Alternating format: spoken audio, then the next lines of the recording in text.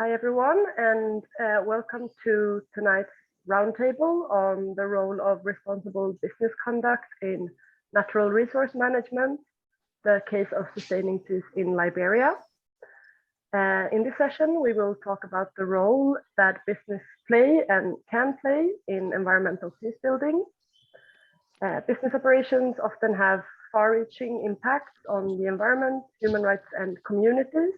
And this can either be positive or negative impacts that in turn affects the efforts to sustain peace or prevent conflict. My name is Jessica Johansson, and I'm the moderator of today's session. I work as a researcher at the Swedish NGO Swedwatch. Swedwatch is an NGO that carry out research, dialogue, and capacity building in the area of business, human rights, and the environment. And I especially focus on high-risk areas. We also have a group of discussants with us today from academia, civil society, and from high-level government. So I hope that we will get a really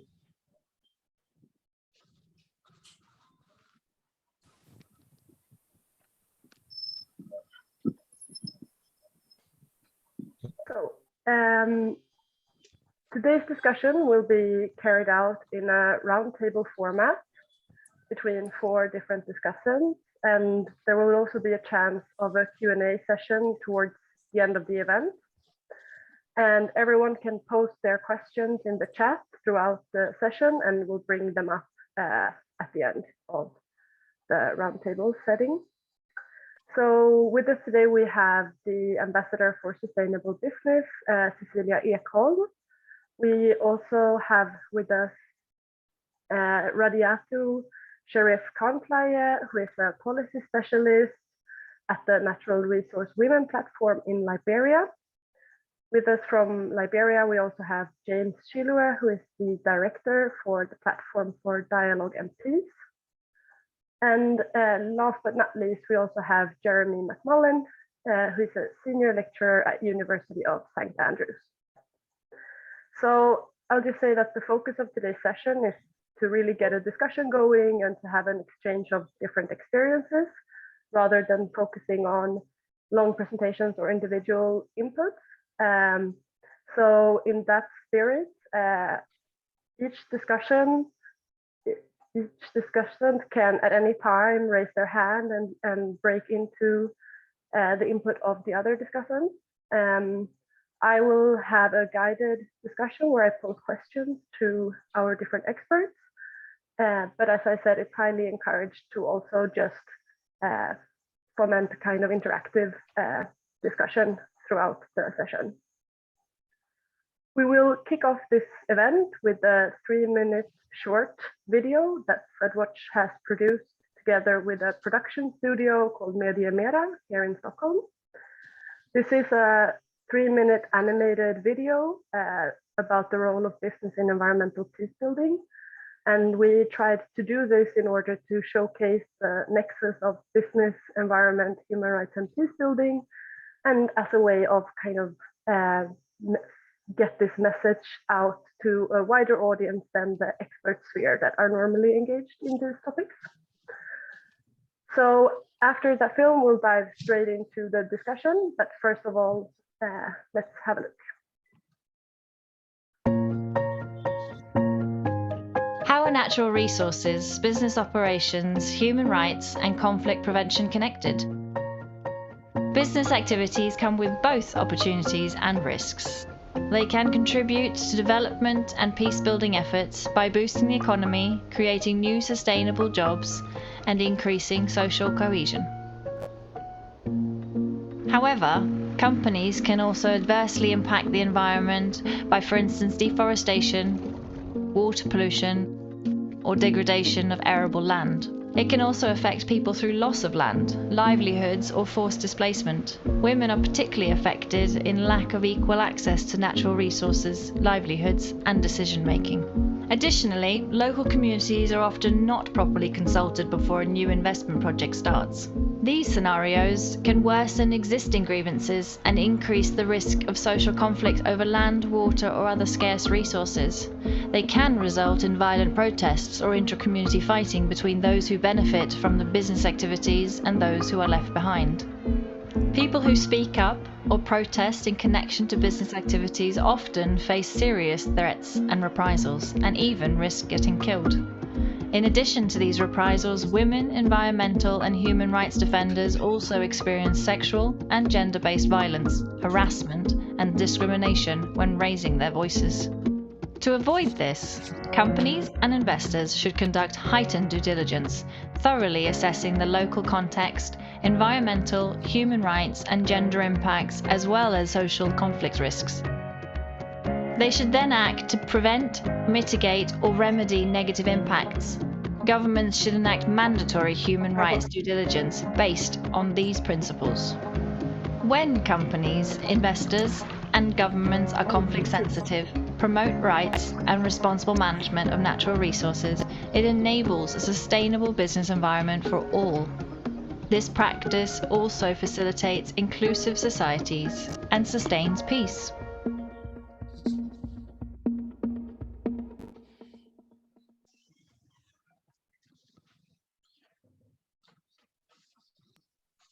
Okay, so that was just a short film to kind of kick off the discussion, and that all sounds very simple, but of course these topics are multi-layered and complex, and there are both challenges to be discussed at the regulatory level as well as on the local community level. And that's something that we're going to try and do in today's session. We will have 3 steps of the discussion. We'll start off with a more general bird's eye view, kind of, where we discuss the challenges and opportunities connected to sustainable business practices in post-conflict or high-risk areas. As the second step, we'll move to the case of Liberia, where we will look closer to the impact of business in the country, both when it comes to management of natural resources, but also peacebuilding efforts. And lastly, we'll try to connect all these 3 steps in a discussion about what can we do differently. So what are best practices? How can we move forward in order to minimize adverse impact from business activities and try to instead foment sustainable peace. And as I mentioned previously throughout the session, you can post questions in the chat, and in the end we'll have time to raise them. So first of all, I'll turn to Cecilia. So Ambassador Cecilia Ekholm is Ambassador for Sustainable Business and has a long career in international affairs, international trade and sustainable business within the Swedish Ministry for Foreign Affairs. And now she has the thematic role as Ambassador for Sustainable Business. The area of business, human rights and environment has grown significantly over the last years. Just before actually this session started, we talked about the difference of the old CSR and kind of the new policy wave and the new environment, where we are also talking about mandatory human rights due diligence. We're talking about access to justice mechanisms for affected communities, etc. So given this context, there's also special challenges facing companies and businesses that operate in high risk or post-conflict areas in terms of heightened risks of human rights abuses, negative impacts on the environment, etc. So given that little background, Cecilia, what would you say are the main challenges that business actors operating in high-risk areas face compared to in fomenting sustainable business in other contexts? Thank you, Jessica. Well, thank you for that answer, or that question, sorry. When it comes to businesses in high-risk contexts, I would say there are a couple of difficult challenges, and I think you'll have to look at it, because you're talking about due diligence, you're talking about business operations. So I think it differs a bit whether or not the challenges are part of your global value chain, or if you're actually operating a business in place. So if you're looking at from the value chain perspective, which is that you are, for example, producing and you need to import resources that can be connected to a conflict area or a high risk area, then you have the due diligence challenge. And of course, in the due diligence challenge, it's not only having the processes and the systems in place, but it's also being able to trace. Traceability will be a big challenge. First of all, of course, installing the systems and having them in your company, in your business, and doing your processes, doing your due diligence, and then actually being able to trace the value chain. If you can trace the value chain, you also have to identify stakeholders for interaction in order to make a proper due diligence. And in a high risk and conflict context, it might not be so easy to identify the stakeholders, and there might even be threats to the stakeholders. So dealing with that in a good way will also be a challenge. If you're operating, of course, general challenges will be weakness of institutions, lack of rule of law, corruption. There are many things that are associated with high-risk sectors, high-risk areas, and conflict areas.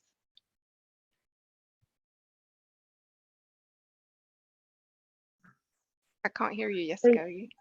Oh, yes, sorry. And so and a little bit in connection to that, Sweden tends to have a strong international commitment to peace building and to international development, and much of that policy is underpinned by a rights-based approach. And I wonder how this rights-based approach to development and peace building also translates into policies when it comes to business, human rights, and environment in high-risk areas. And what is Sweden doing now? Could you share some insights? Absolutely. And I would say that there's not a sort of a single policy for business and human rights in conflict and high-risk areas, but rather it's a complex situation which requires policy coherence and efforts and activities in many different sectors and many different areas.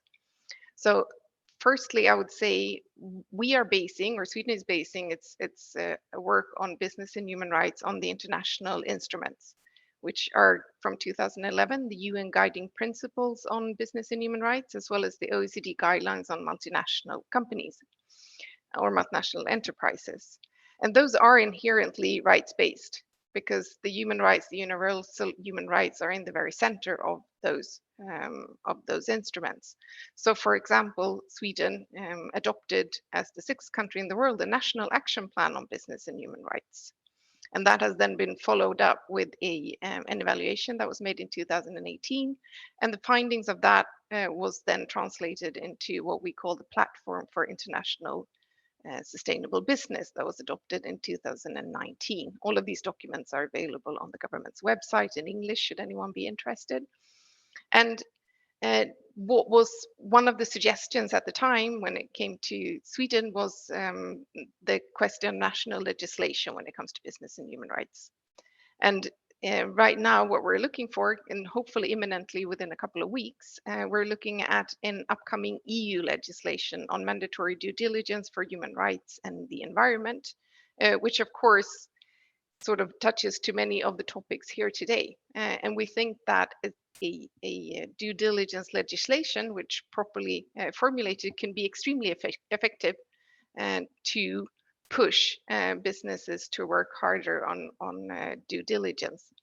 Because we have a lot of Swedish companies who are really good at working on due diligence and human rights, but there's a vast majority who are not doing it. So we can't really pat ourselves on the shoulders. Yeah, we have a lot of work to do as well. There was an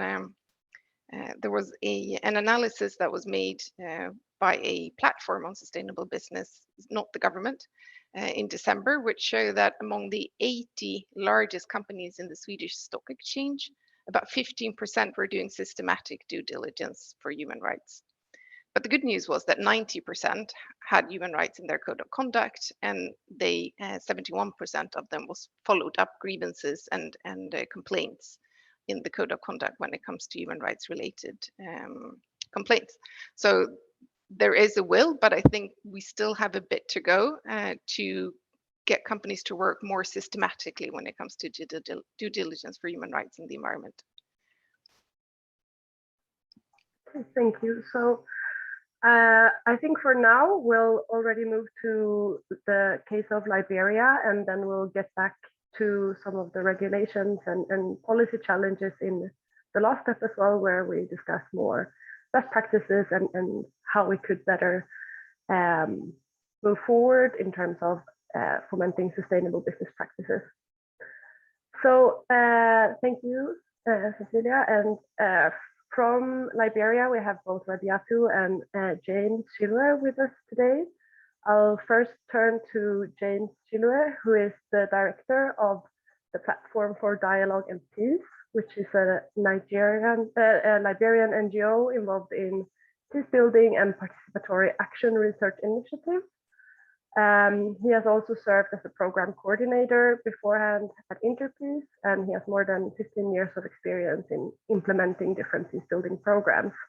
So it's a pleasure to have you with us here today, James.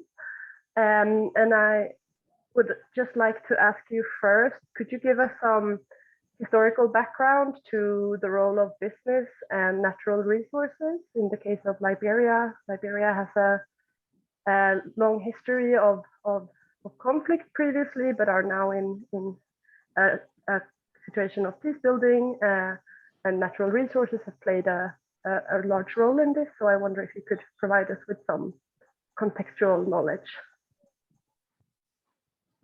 Okay, thank you, Jessica, and it's an honor being part of this platform. Are you hearing me, please? Because I'm not too sure whether you can hear me good. Are you hearing me? Okay, great, thanks. So again, thank you for the opportunity. It's a pleasure to be part of this very great platform.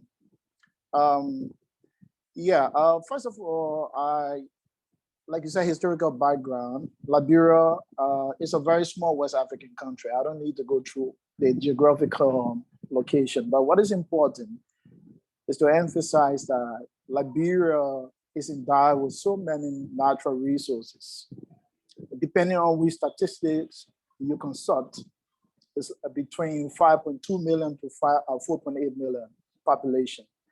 And the country has lived on different forms of manner in generating income, one of which is about concessions agreements, which has been so much vital to the development agenda of Liberia.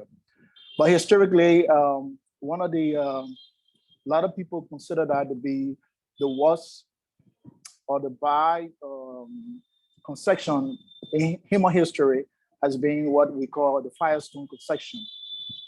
The Firestone Conception has been, it's an American company that signed a concession for 99 years for 6 US cents, not dollars, US cents per acre. And can you imagine such a very inhumane agreement that a Western country has to accept, where a country that was just emerging? We often pride ourselves as not being colonized, but clearly the government then in the 1940s, 60s, and 70s needed money. So the Firestone granted Liberia some loan and had that concession. The concession was bad. Even up to today, we still see some of the effects of such a bad concession. How this money was being utilized was only being used primarily by the elites and those who are so loyal to the company bosses. That's one of the historical concessions we have in this country that we often talk about when we talk about concessions and development and human rights. But I'd like to point out that when that concession was consummated, villages that live in the proximity of those rubber plantations were being dislodged to sort of create space to have what we have today at our international airport we call Rabat International Airport. These villages were never compensated. The surrounding area they lived in was contaminated by virtue of some of the work they were carrying on, and there has been no redress for their welfare and well-being. Since then, there have been struggle to see how they can address some of the historical injustices and human rights violations, and it's been quite difficult. Added to that was the way in which the company were giving, the way they treated labor. They take parents, especially fathers, who will work in a plantation and give you a vast part of that plantation to cover within a specific period. And most of these rubber tappers, we call them, they are not too strong because of the very physically challenging work they do.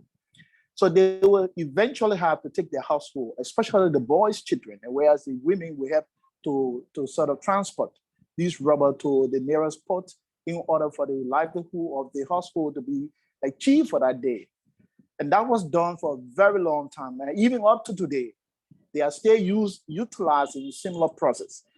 And sometimes when we selectively try to go away from buying Firestone tires that we comfortably ride around the world, we are not doing it because we are not very thankful for the little investment, but the effect it has on human rights and the degradation to mankind is something that we are trying to expose.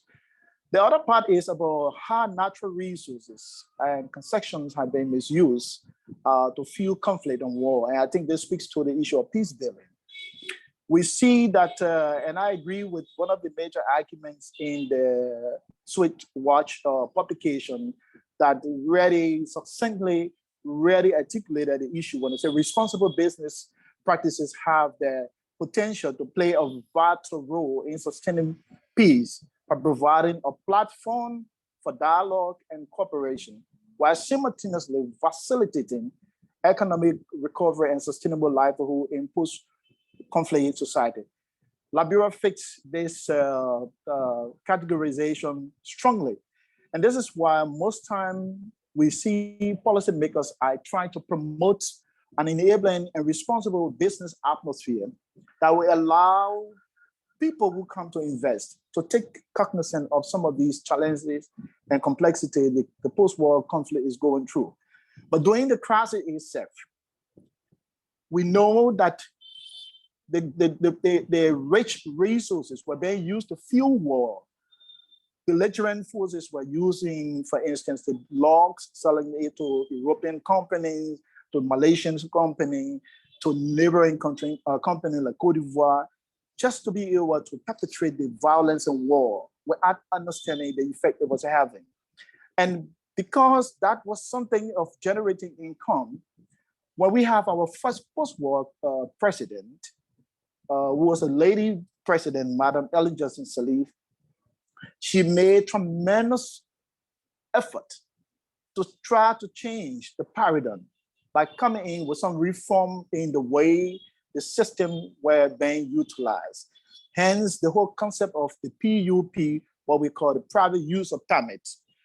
Ironically, the private use of permit, whereas it was intended to enhance and sustain a sort of vibrant and somehow a good business atmosphere, it was being abused, evident by the research done by the Global Witness that Thomas signing their lives away. Out of 66 use of permit, I think, if I'm correct, only 4 or 6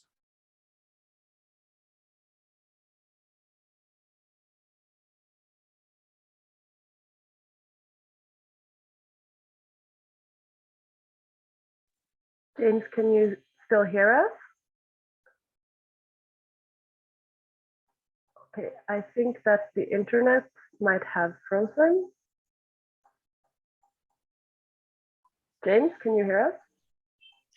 I am trying to reconnect. Sorry. Can you hear me? Yes, perfect. Now I can hear you again. Sorry, the electricity, some of our post-war challenges, we don't have regular electricity. So I'm now back to my data. So I'm just saying that these companies utilized and exploited the war, and after the war, again, we saw Liberians conniving with international companies, exploiting the natural resources for the personal aggrandizement. And so reforms that were being initiated as a way of engendering some sort of a sustainable peace were being undermined by even Liberians. And what is more disturbing, by policymakers, those who are supposed to be the lawmakers, were all part of this whole scam, engaging in fraudulent activities. So, I mean, you asked me to throw some light on some of the historical contribution of natural resources and how it fuel conflict and the human rights violation. So let me stop here for a while and see how we can then contribute when we get some questions. Thank you.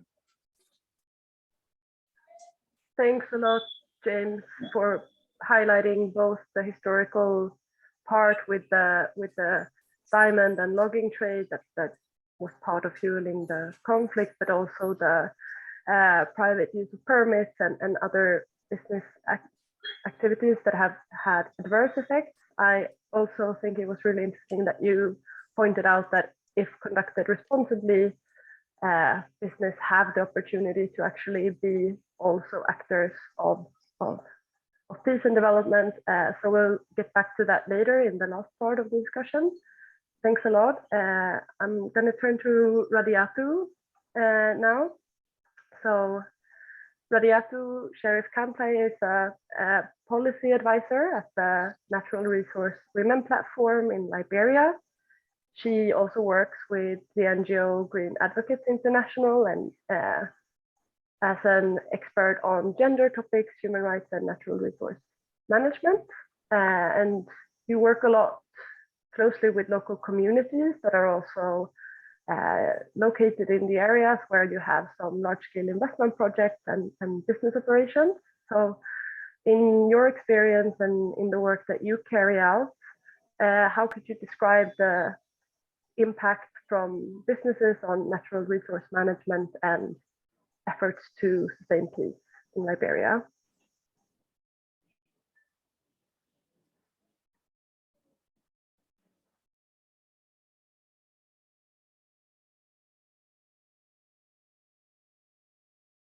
Thank you, Jessica. Thank you to Cecilia and James.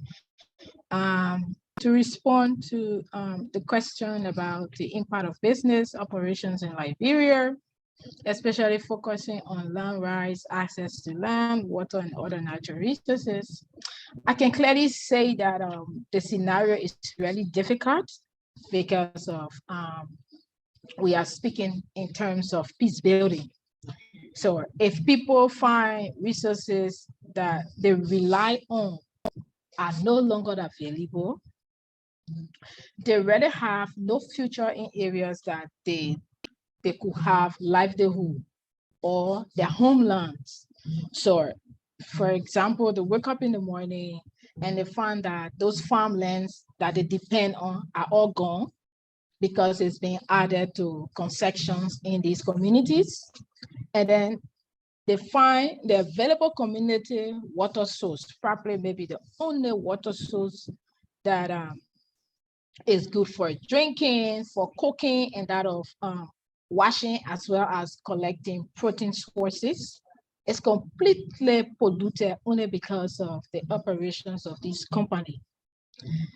Then you see that because of clear cutting to cultivate rubber, palm, or mining pits, they found that they have actually lost access to those forest resources, including medicinal plants, materials for roofing their huts, and sources of protein.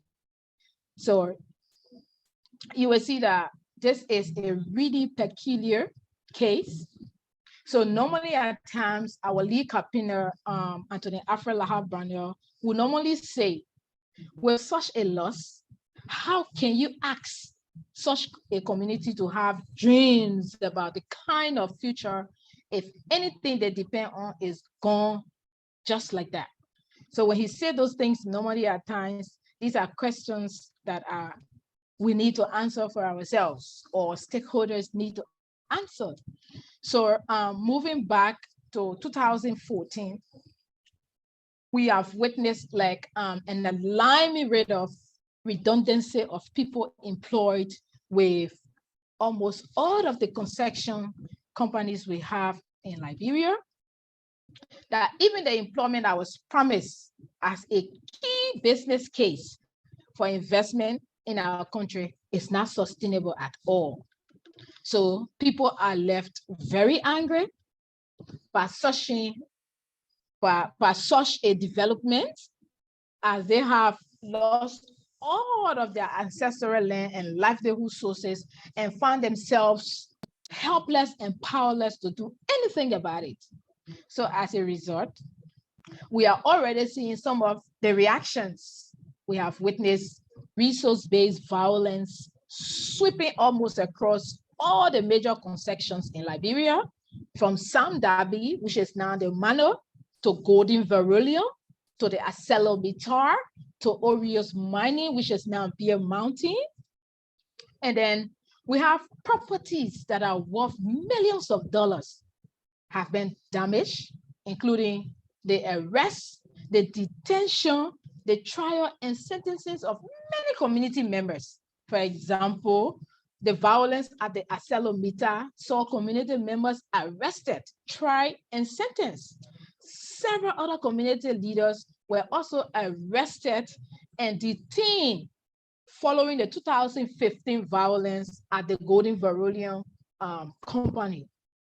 Then at the MNG Cocoa Bond County Mining Company, we now have up to 44 community leaders that were arrested and tried and following a violence at a concession. So before the different reforms about land started under the regime of our former president, Madam Ellen Johnson Sirleaf, she would normally quote saying, if we have to go to war again, it will be about land. But interestingly, despite all the statements that some of the key concessions linked to land grab and land conflict were signed by her. So that's quite a key contradiction. So over the years, we've seen these things, and these are things that we feel that are important to capture some of the tasks we've done. So this is so far how much I can say in terms of how much communities impacted by business operation in Liberia when it comes to land rights, when it comes to access to land, when it comes to water sources and that of natural resources. Thank you. Thank you. And you mentioned the land rights law. Could you just give a few points on what that implies? That's a law that has granted some rights to communities, for instance. Could you say a little bit more about this? Yeah, so to speak about the land rights law of 2018, well, it was an exciting moment in 2018 in October, because the land right presents different opportunities for Liberia.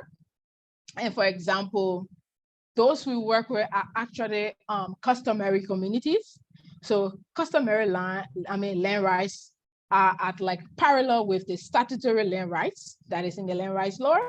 So the land rights law actually enables tribal communities to obtain collective deeds by securing their land tenure as villages and clans. So regarding the implication for local communities affected by these business operations we are talking about, that is actually a good news and also a challenge. So the good news aspect of that is that any activity or interference that will actually affect the status of the customary land will require the free, prior, and informed consent of the community concerned, except where in the case of concessions, they were already granted on customary land before the passage of the land rights law. So Because the law is not retroactive, this means that those portions of community or customary land covered by the companies or the concessions will actually have to remain in force under said concession for the duration. And the contract agreement that was signed by the government of Liberia prior to the effective date of the Land Rights Act, which is October 10, 2018. So during the review of any concession that is actually located on customary land after this effective date, the communities will have to be consulted in order to protect their own interest. So importantly, the expiration of some of these concessions located on customary land area will actually revert to the community and become customary land. That is very interesting for us. Although, honestly, this is actually a good news, but frankly speaking, there's still a long wait for this to happen if you consider the duration of some of the recent large-scale agricultural concessions signed by the government of Liberia that has actually been viewed as problematic, given the tension that already created.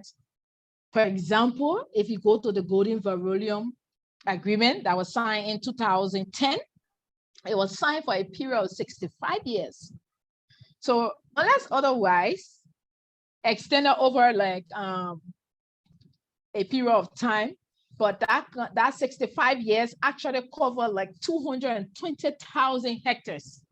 So it means that the large-scale mining concessions are normally signed for 25 years, but they are subject to renewal and extension, as we see in the case of ArcelorMittal, who is currently trying to extend their concession time. So that's what I can say about this 2018 Land Rights Law. Though it's good news for us, but there are challenges in terms of how we approach some of those things that are within the law. Great, thanks a lot for that and for the overview of the land rights law. I can see that Ambassador Cecilia has her hand up, so please go ahead. Thank you, Jessica, and thank you, Radiato. Very interesting. And I'll be using my privileged position here in the round table where you invited us to raise the hand if there were issues. I was really very good points, Radiato, and very interesting to hear about all the challenges. And my question, what I was thinking about is you represent a group of stakeholders, and how do you get your voices heard? I know you were talking about there actually being violences, resource connected violence, but do you have any experiences of where you've been able to connect and have a stakeholder dialogue with a company, an enterprise, or are there government channels when it comes to new establishments, or because you were talking about the land law, and of course informality is also a big challenge when it comes to formalizing owner rights and etc. But my question was rather what kind of channels can you use as a stakeholder platform and a stakeholder representative in order to make your voices heard? Thank you. Okay, thank you so much, Cecilia.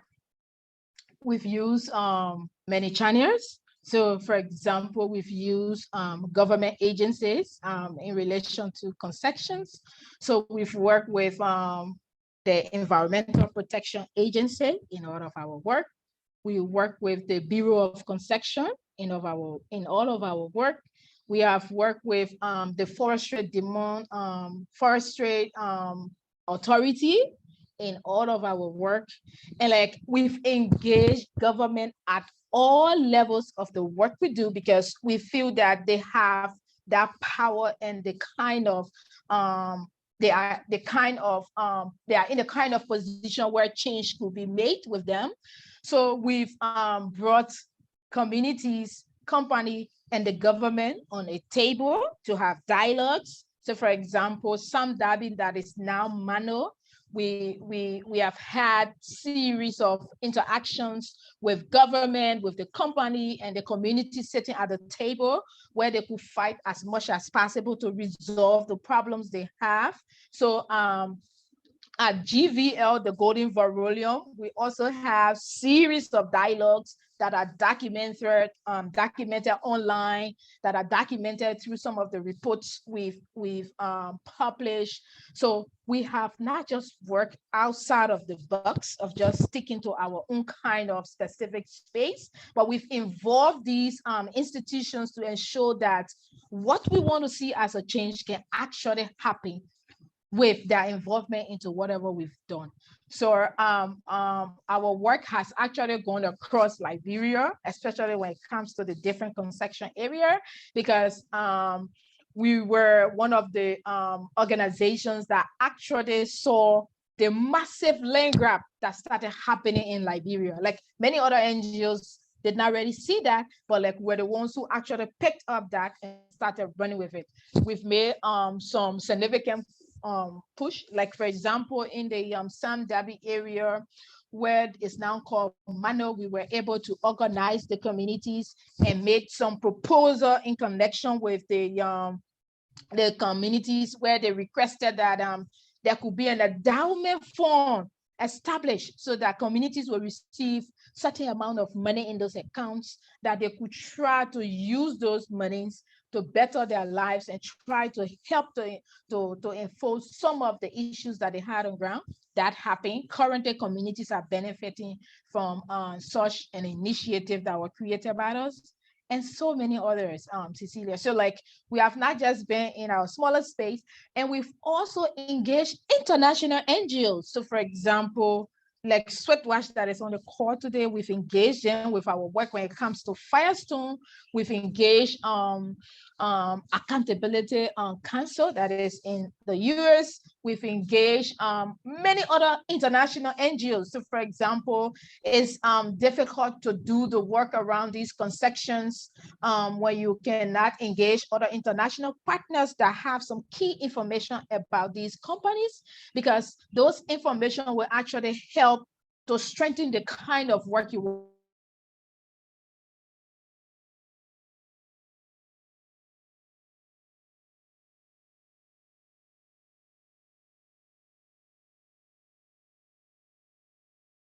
to do. After NGOs that are supporting this work, those are the different channels, the means and forms in which we have done our work to ensure that our voices can be heard. Thank you. Can I just add up to Absolutely, what we James. are doing? Okay. Absolutely, Thank you. James. Go ahead. I think this is a very good point from Cecilia. First and foremost, we recognize the complexity of this problem and sometimes the challenge that is associated with post-war development. And what we've done, in addition to working in our separate solo, we formed what we consider the Natural Resource Consortium.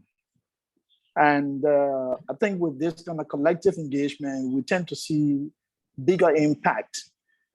I'd like to emphasize why the urge to really bring about a paradigm change is very fundamental. It's a moral responsibility for all of us, both external and internal partners, because Liberia went through 14 years of civil crisis, and we all know the damages that occurred. And if we start listing them, we wouldn't finish. But one thing we have resolved to do as CSOs is to see how we bring our resources together, internal and external resources, to be able to tackle these issues as a group rather than as individual entity. So the essence of having a consortium, we've seen that seems to be able to, that seems to have made a large impact. And I gave you some very classic examples. We formed a consortium we call Liberia Accountability Voice Initiative, LIVE, and we were funded by USAID for 2 years, okay? And we are all different NGOs working on that, but we have a primary task to look at the issue of natural resources, transparencies, and accountability, and human rights issue. So for example, as an organization that is engaged in research and participatory action activities, our responsibility within the configuration was to lead research activities in communities, especially conflict-affected community, project-affected community, to sort of have some quantifiable data rather than the usual blah, blah, blah, blah, blah. At the same time, using our persuasive, mechanism to bring communities together. The reason why it's important to underline this issue. After conflict, we want development. Development comes with some sort of give and take. The companies that are coming are not coming on a charity basis. They want to make profit. We have to intercede to find a very reasonable path where people and communities will not be exploited. And that means the approach you use or we will use has a hard way of determining how we will bring the change we want.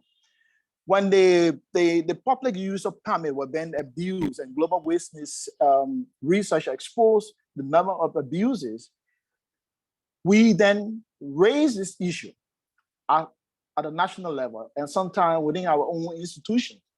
And I quite remember the consortium.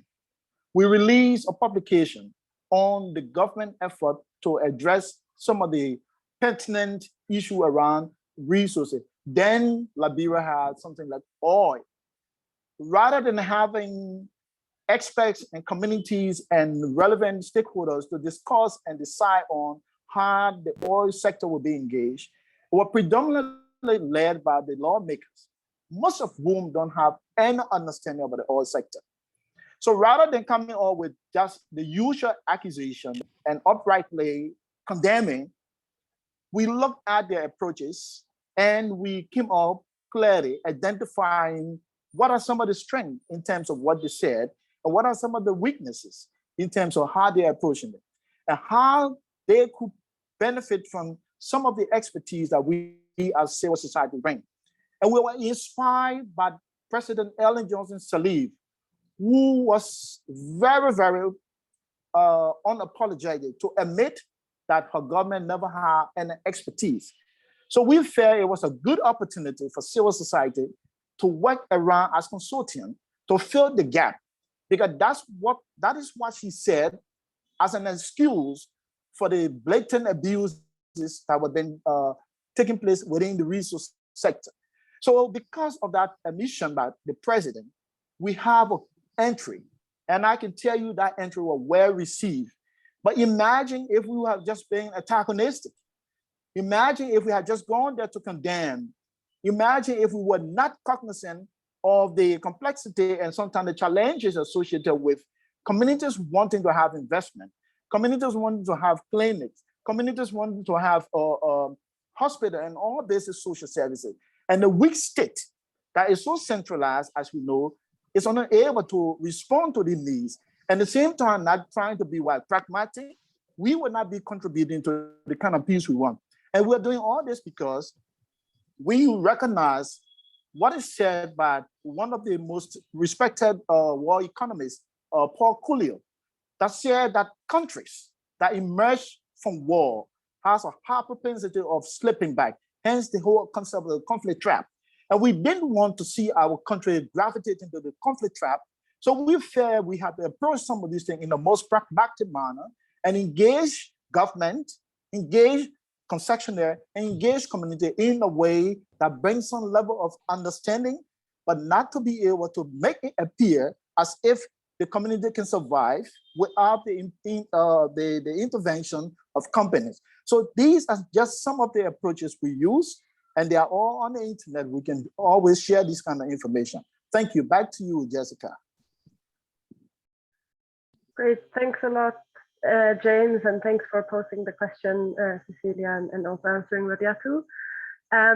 I also want to bring in Jeremy Mcmurlin, who's also a discussant here. He's a senior lecturer on the School of International Relations at University of St. Andrews. And some of you might already have seen him in a previous session during the International Conference on Environmental Peacebuilding, where he screened a documentary film filmed in Liberia called Diamond Boys. I'm going to put the link in the chat as well, so you can access it. But Jeremy focuses on peacebuilding impacts and also post-conflict transitions and reintegration of ex-combatants. And I'm going to start by posting the link here so that you can also later, if you want, have a look at the movie. It's a short movie about 2 veteran miners in Western Liberia that talk about the Civil War and post-war transition, and also about their life working in the diamond sector. And I'll just ask you a little bit, Jeremy, based on your work and the interviews that you conducted, what do you see are some everyday challenges of miners as it relates to peace and environment? So now we're kind of diving in more to one sector, but I think it's nice that we get these different areas of focus. So Jeremy, please go ahead. Thanks so much, Jessica. Thanks to the other panelists and also for the audience for keeping up lively posting of important contemporary events and challenges that are happening in Liberia right now. I thought I'd start, I'll focus my comments on mostly on artisanal miners and the way in which they articulate challenges. Maybe from those challenges, we can start to also see some opportunities or an important role that business actors or international actors could play. I think that Jimmy also narrated very effectively lack of access options that communities have to reparative forms of justice, and that both Radiatu and Jimmy have also articulated how the so-called peace-building period has been characterized by a reversion back to inequitable concession models that contributed to conflict in the first place. And on top of that, Radiatu, I think, really forcefully exhibited how a whole series of violent tensions also attaches to the sector, exacerbated by predatory and exploitative business practices. So, of course, in researching peace building, these distinctions between a negative piece and a positive piece really ought to be always at the forefront. And so I think we should focus our attention when it comes to business on the ways in which business facilitates, quote, business as usual, or the ways in which they can also start to challenge some of these processes. I especially appreciated one of the comments in the chat about the original concession agreements that business and other international actors, civil society actors within Liberia, as they are already engaged in, can reject and challenge the legitimacy, legality, and constitutionality of these originary concession agreements. And business actors are not without power in these dynamics as well. Through their own due diligence practices, lending practices, can refuse to do business with individuals and corporations that are the beneficiaries of unjust and possibly also illegal concession agreements. So I'll focus my comments on 3 things, and if there's time, I'll also try to articulate what interviewees have said in the artisanal miners have said in the way of what government and business could do better. The first point is about security, livelihood, and lack of justice. So what emerges from interviewees, and I should also credit Platform for Dialogue and Peace, that it's through their facilitation and excellent community contacts that I was able to complete these interviews in Bomi County and Barbalu County in Western Liberia. So the interviewees articulate, of course, livelihood challenges, which I won't go into too much depth on because I articulated a lot of these in the previous session. So I'd encourage any audience members that weren't part of that session to look at that recording if you're interested. But security challenges as well.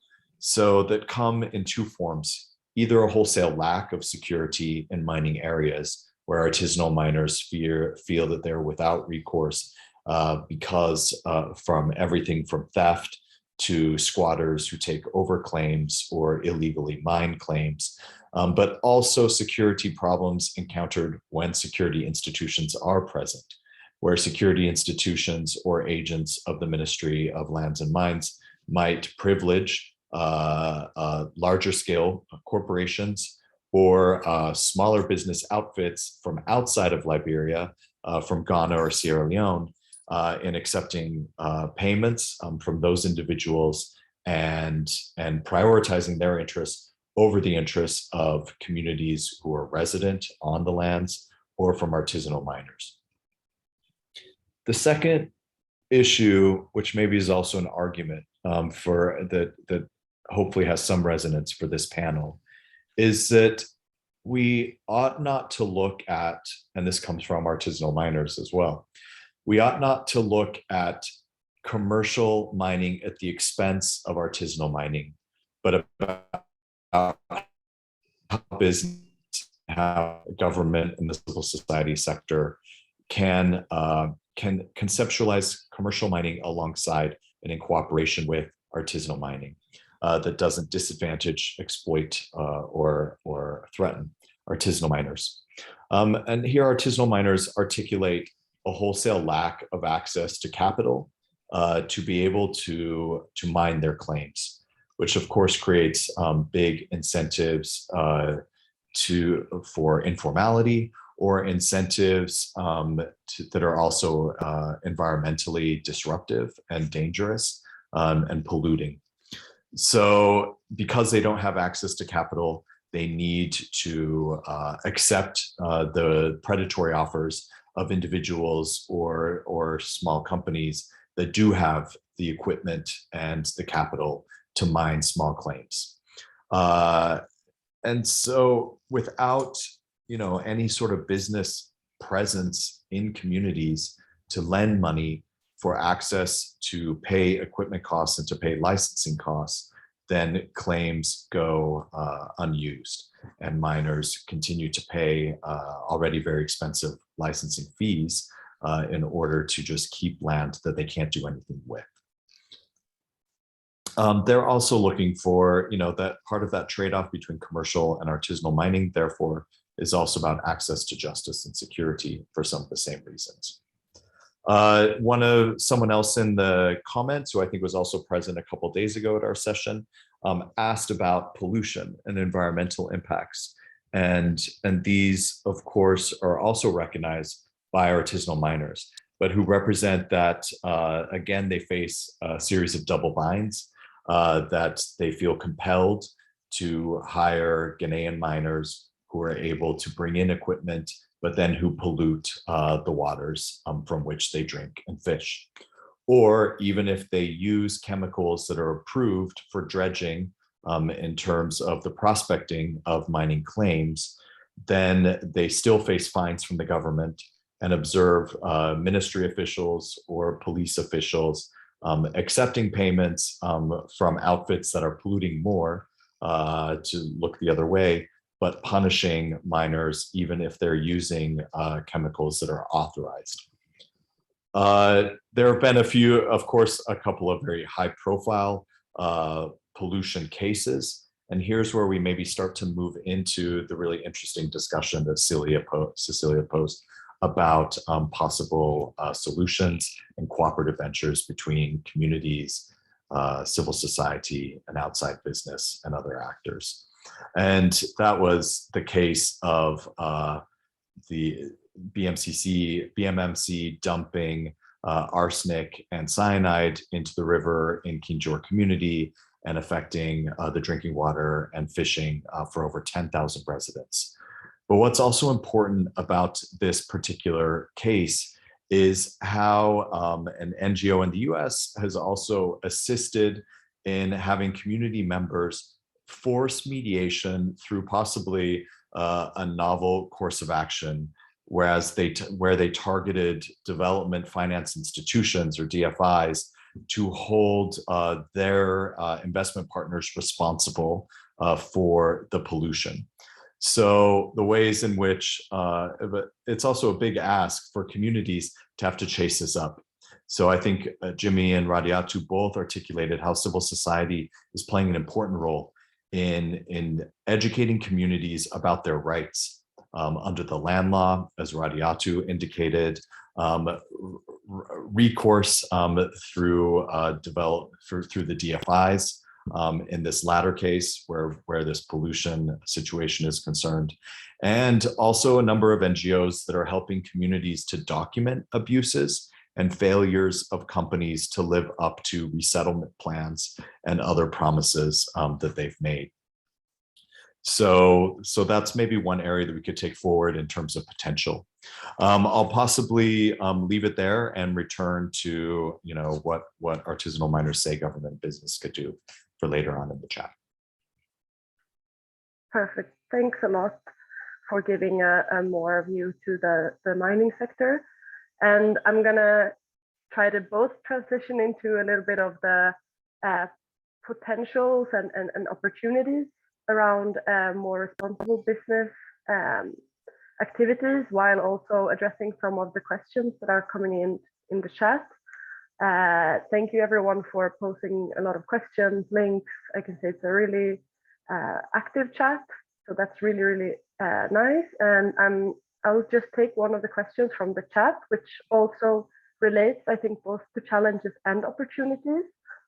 So one of the first questions we got was, how can we recognize the situation where communities benefit from business operations, but the environment is negatively impacted in return? So can you pose that to any one of the discussants? That's James. I can see you unmuted. Okay. All right, let me take the first shot, then my colleague Radiatu can perhaps come in. One of the works that we have done, in addition to working with, for instance, in Andrew University, issue on peace building and looking at livelihoods and rights with marginalized folks, it's about the convening power that we bring to allow folks that were otherwise being seen as spoilers to engage in the discussion. And particularly, I hope that Jeremy will be able to put the video up one of the days to see. But like you were saying about the miners, I remember in recent discussion we have with them, they were clear to tell they are not normally invited to discussions where they will share their own thoughts and ideas. They feel like sometimes they are not being considered or recognized, or perhaps the way they put it is like the policy people are not taking their grievances into consideration. So it has been something that I see consultation and sometimes openness can really contribute. But I like to really point to a work that was done with Oxford University that we're looking at vulnerability and cross-border potential on the natural resource sector. There's a small area in the between Cote d'Ivoire and Liberia, and it's a mining sector. They call Diligence. The sector is, I think, 90 to 95% inhabited by returnees who, for some other means, could not find a way into the mainstream society. And so they have inhabited that area. And what you see there, they have been engaging into mining activities, unguarded mining activities. They generate income, they live the life, they become sometimes what you call properties owner, and they don't even recognize that there's a state, because there was, when we did the work like 3 years ago, the state never had presence in the community, but things were wholly regulated by themselves, among themselves. However, when we left them, because the miners go to the mine in the morning and get into pit mining, their wives and children are left in the little settlement. And we begin to engage these wives and children, we realize that there's no school for the young kids that are coming up, no healthcare sector, but their fathers are making money for them to eat or generating income for them to live on. But the future for the young future leaders are not being thought about. That's one of the areas we saw opportunity that community enjoy, but not taking into consideration the sustainable effect, the long-term implication of what they are doing. The other one we saw there, the mothers and parents of those children, they were asking us to plead with any international organization or the government because they wanted to learn how to read and write. They were so functionally illiterate, and they said they have no way to contribute to the main society beyond being in the mining sector. So they could not read and write. So they are asking for a kind of intervention. The third thing we also notice, and I think Jeremy clearly spoke on that, is the manner through which they were carrying on the mining. They were undermining their own existence because they were using mercury, polluting the very water that they live on, and endangering their own health, because health authorities are not available to even talk about the implication and the potential danger of using some of the chemicals they are using. The fourth thing we also saw, the government was not making any attempt to learn from the fact that the whole idea of conflict diamond and all these things came about as a result of the misuse of the natural resources.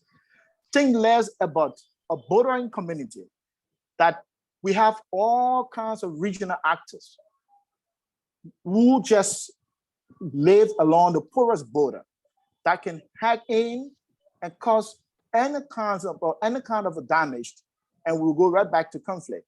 The government has no presence and does nothing to regulate how much gold is being taken, who's taking this gold, especially when we have this kind of a high presence of terrorists around the region and just crossing the border and coming and taking our resources because they can pay the money. So this kind of regulation, making money for them to survive was fine, but the security implications for some of these activities were not being considered, as well as the fact that they don't have social services, the fact that the children was on the horizon of illiterate population that will grow up tomorrow that will have no contribution to the society is not being considered. So we have so much experiences of where you see nice opportunity, but the implications are not being taken into consideration. Thank you, Jessica. Back to you. Thanks for outlining all those challenges. And as you pointed out there, you mentioned, for instance, weak governance and presence of certain economic interests. I want to bring back the discussion a little bit to what can be done differently. So some of these challenges that we talked about lie at the government level, some lie more at the business level, and as we've seen now in the chat, for instance, Alfred Brownell has also pointed out that it's the old concession model in Liberia that is the root problem.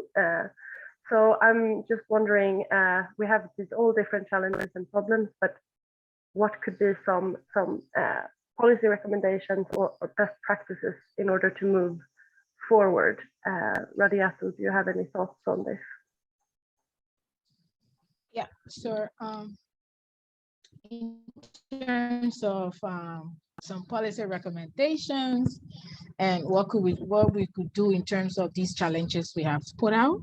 So for me, I would say that it is important for us to have some recommendations directed to these businesses. So for example, companies, if those companies that are in Liberia or elsewhere in the world conduct human rights due diligence, with emphasis on conflict and gender-sensitive human rights due diligence. I'm saying gender-sensitive human rights due diligence because the impact of concessions on women and children is very challenging in most of the communities. For example, they have to walk distances to be able to travel to find food because their food sources have been destroyed, to fetch safe drinking water, those sources have been polluted, to collect firewood to be able to heat their homes and cook meals, and even to harvest medicinal plants to be able to treat those sicknesses that they have along with their kids. So the next one will be from my end that companies conduct proper free prior informed consent.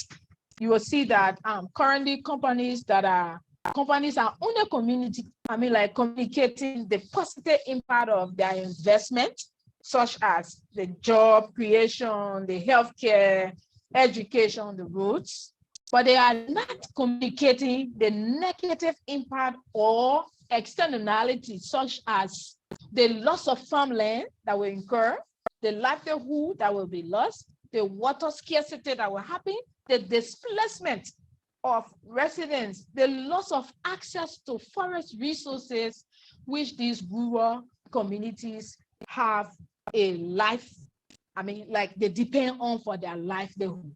So these are some of the things I think we could recommend. And for me, if that happens, we will have a situation where we can have communities trying to own or take ownership. So like there will be community-driven activities that will be happening. The security in those communities will not be threatened. They will have sustainable livelihood, and that even their smaller businesses, the entrepreneurship that they have with those communities could be more secure, because we've witnessed some of the work we've done in the past. We see that giving out smaller seeds to communities that are affected by these multinational corporations have actually brought them to a stage where they are able to provide for themselves on a daily basis. Like they don't need to wait to have a company job where they will be exploited sexually or they will be treated unfairly before they can get paid, but they would rather have monies coming to their own pockets and they are able to sustain themselves moving forward. That could be my own form of recommendations. Thank you. I can see there's a lot of questions coming into the chat, so I'm gonna take two questions in one and direct it to Ambassador Cecilia. So here, there's a question from Roger Mark. Are there specific guidelines on human rights due diligence with the gender lens?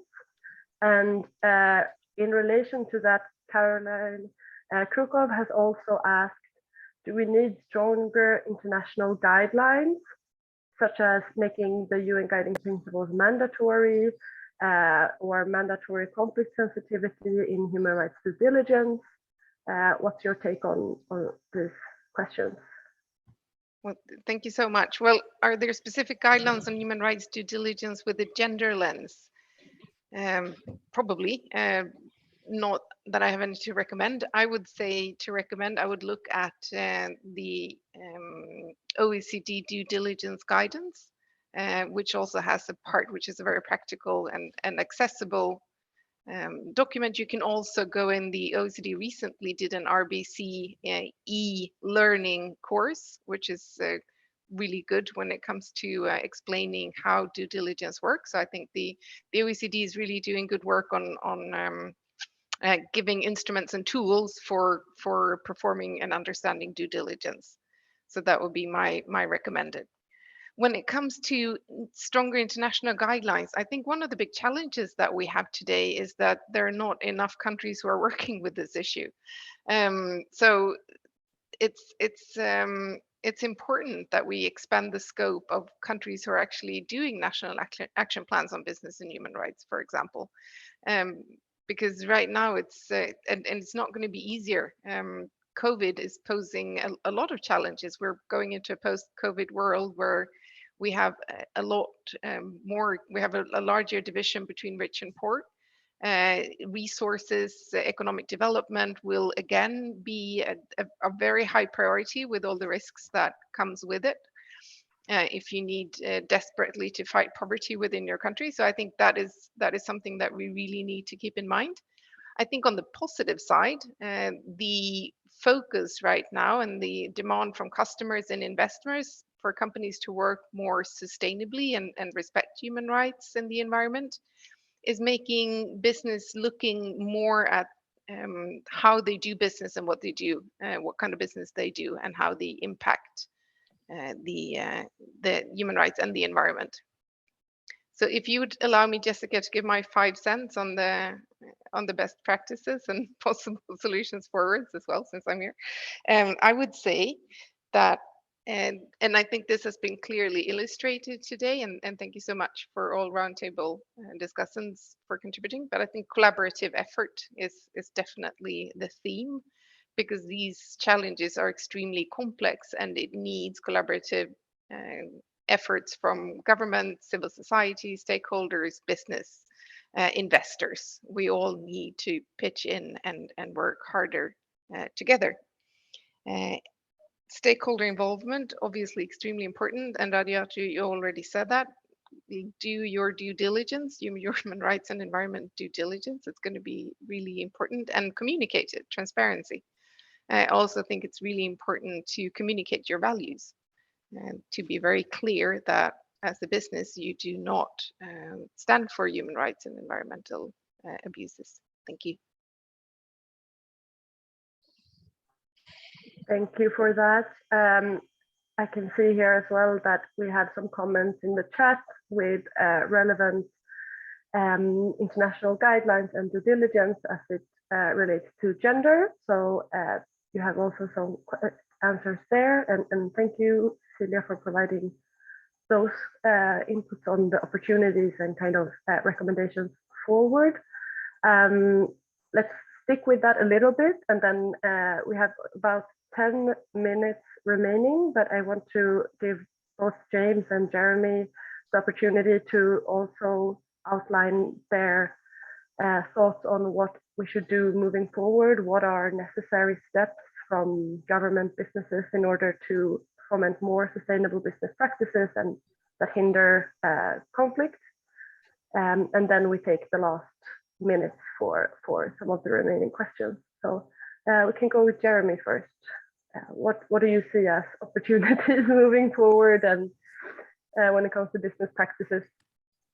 I posted a small rant about the World Bank's International Finance Corporation in the chat, specifically its failures to keep its promises, to act as a guarantor of the resettlement plans that include compensation, permanent housing, building of medical clinics, etc. Again and again and again through resettlement plan after resettlement plan. The IFC has not acted in the way that it promised it would. So I think the member states can do some work there. From interviews with artisanal miners, I know we're supposed to focus on solutions, but when they've spoken of cooperatives, so of aggregating community power to form cooperatives to keep claims safe from predation, or to stop pollution, or to improve livelihoods. They've highlighted again that we can't have solutions without an eye to the security institutions. So if the security institutions are privileging the ability of foreign actors to pay their way in at the expense of communities, including artisanal miners, then any cooperative ventures are likely to fail, because they report that the very agents from the Ministry of Lands and Mines are encouraging them to form cooperatives on one hand, but then acting in a way that makes it impossible for cooperatives to form in the other, specifically by accepting payments from, say, Ghanaian miners to come in and mine the claims. They talk about Suggestions for stopping natural resource smuggling, including citizen checks before granting licenses that could also privilege residents on lands that are proximate to or on natural resource areas, and penalties for obtaining licenses under false pretenses. But mainly their representations go back to just compensation, which relates to resettlement plans, preference for artisanal mining and for indigenous claims, and resource sharing and transparency in government. Great, thank you. So just compensation solutions that also have an eye to the security institutions and transparency. So that seems to be a common theme from all the discussions. And finally, James, what would you highlight as some ways forward or opportunities in terms of business and peace building? Well, first and foremost, in the context of Liberia, I think it's important that our whole architecture and understanding about security be shifted or somehow be driven by what are the challenges we face in contemporary Liberia. Then using the fact of security in the context of physical security.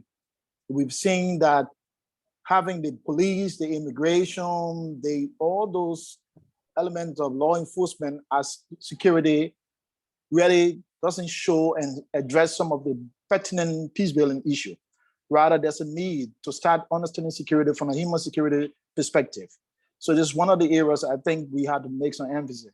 The second area I think is important is where government has a very good intention for the kind of certificates and licensing the issue to communities. Because I have taken part in different sections. For instance, the guys license A, license B, license C for small scale mining.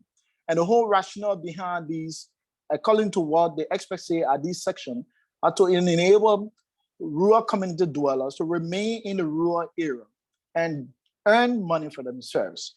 So rather than coming to Monrovia that is already overpopulated, so this whole sense of decongesting an overcongested city is a strong element for why these licenses are given.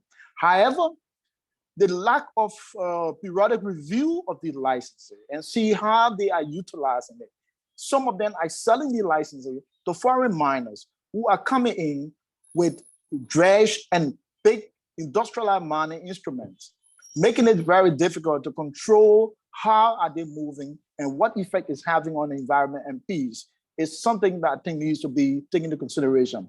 There's a need for all businesses to comply and apply international best practices, not only because you come in a post-conflict setting and you apply the rules because you know it's a fragile state or because the state is weak and wouldn't be able to enforce some sort of laws. So we expect, especially with the OECD that has some very strong policy, like they have applied on the issue of illegal logs that really help to preserve the forest. That should be also done in some other area. They need to adopt some sort of a human rights policy, especially in consultation with local stakeholders when they are trying to approve policy and businesses in communities that they are going to. There's also a need to identify some of the risk, real and potential risks, and that should be done with the involvement of community dwellers. And they should organize periodic stakeholder meetings that allow people to give their views and perception of some of what's happening. And of course, we have to see how much we can become gender sensitive, especially in a country where we have women constituting 50% of the population, yet they are underrepresented in the House of Parliament, in the government agency, almost every sector of life. So these are my recommendations and concern. Thank you. Thanks, James, for bringing up the gender aspect, but also some of the good practices, like the OECD guidelines and principles when it regards to illegal logging. We only have a few minutes left, so I will take one last question. And before that, I just want to thank all the discussants and also the audience for being so active. It's really a shame that we won't have time to go through all the questions because there are still many left. But I wanted also to highlight that we have had some comments saying that the situation that has been outlined today is very similar in neighboring countries like in Sierra Leone. So that's also something to say out. Let me take one last question here before we conclude the session. Päivi Lujala has said, these discussions have powerfully highlighted challenges relating to business operations in conflict affected areas. What advice would you give to economic students in Europe who may one day work in these international companies? What should they study or learn more about? What should they do differently if employed in such a company? Or should they avoid companies that operate and source their raw materials from high risk or conflict affected areas? So I'll open the floor to whoever wants to grab the last question before we conclude the session.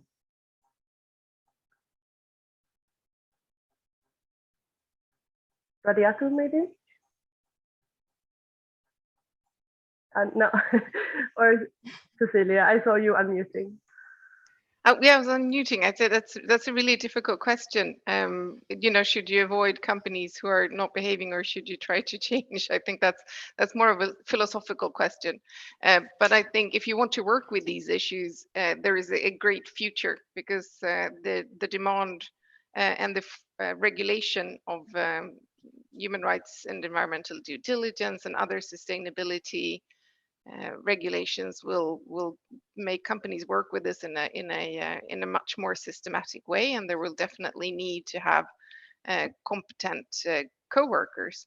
So I think that there are great opportunities in this field if you're interested in sustainable business issues.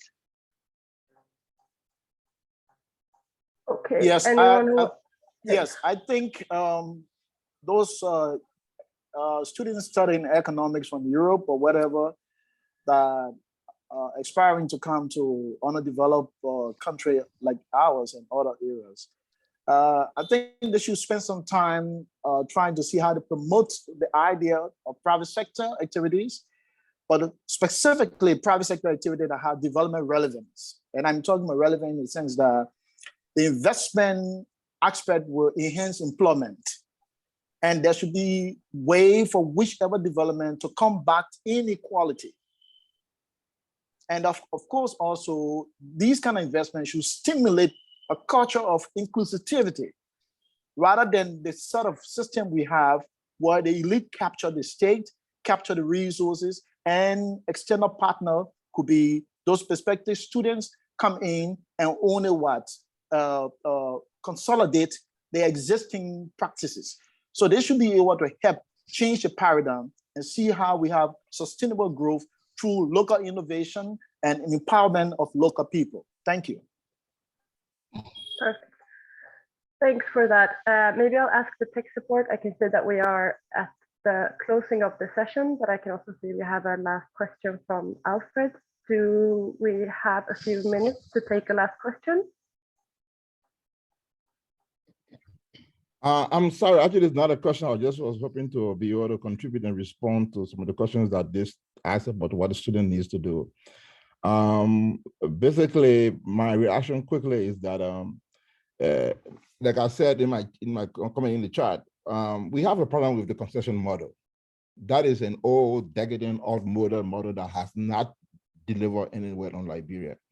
So we are hoping that, for students who are involved in these new processes, if you are hired by the company, you want to work in Liberia, well, first, I think there's a need to do a lot of listening, engaging the communities, understanding what they are doing, figuring out what kind of entrepreneurial activities are evolving at the level of those communities, and then working to see how we can innovate that. Too often we believe that communities have nothing, right? So for example, we talked today about, Beer Mountain and Jingo. There were communities who were there who were engaged in livelihood activities. Did we try to find a way to innovate them? Did we bring them on board? For example, are we going to account for them into the equity relationship? What is wrong with communities who own the resources to become equity owners and holders? Why is the only thing we say is that we offer jobs and development? You know, you're taking everything from these communities, but you give them nothing in return. So I think young students should go back and figure out, can we plow them in? Can we work on an exit strategy? So for example, if the mine or the construction is for 25 years, can we start facing in a process where we say, in addition to the job, in addition to the infrastructure development, there's an equity where we start at, let's say, 20% for the communities and 80% for the company. And over time, we build that exit or where by the time that concession ends, the communities are in charge, maybe about 50, maybe 55%. Then we can decide what the next step is going to be like. But I think we leave all of that out. We don't value their entrepreneurship. We don't value their indigenous knowledge. We don't value their relationship to being custodian of the resources. All of these things, we don't value even the environmental services that they have preserved over time. So I think if we factor in these issues and we internalize them, we can find a way to balance this. And that's why there is a need for a reshaping and a rethinking of the concession model. We just don't believe that every time investors come to Liberia, they are coming to develop the country. We have to anchor that into the communities who for centuries and decades have done this. And let us not forget, the reason why we have our resources and we have this forest, it is because of the communities who for decades and centuries have coexisted with nature based on their indigenous knowledge and their entrepreneurial activities.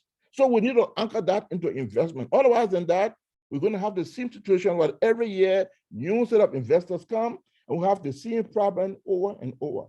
That's why I said our problem starts with the Bristol Firestone operation. We are almost 100 years now. If we don't correct that, if we don't reform that, we are going to repeat this over and over and over. And 5 years from now, we're going to have the same conversation. Okay, thanks for that last remark, Alfred Brownell. And unfortunately, we have come to an end and it's already 6:30, and I want to thank everyone for participating. A big thanks to Radiatu, Cecilia, Jeremy, and James for discussing these questions, for raising very important recommendations and also challenges that we're facing, and also a big thanks to everyone who tuned in and listened and posed questions. We didn't have time to address all of the questions, but at least some. So a big thanks to everyone and have a good evening. Thank you. Have a good evening, everyone. Thank you. Thank you. Bye, everyone. Bye.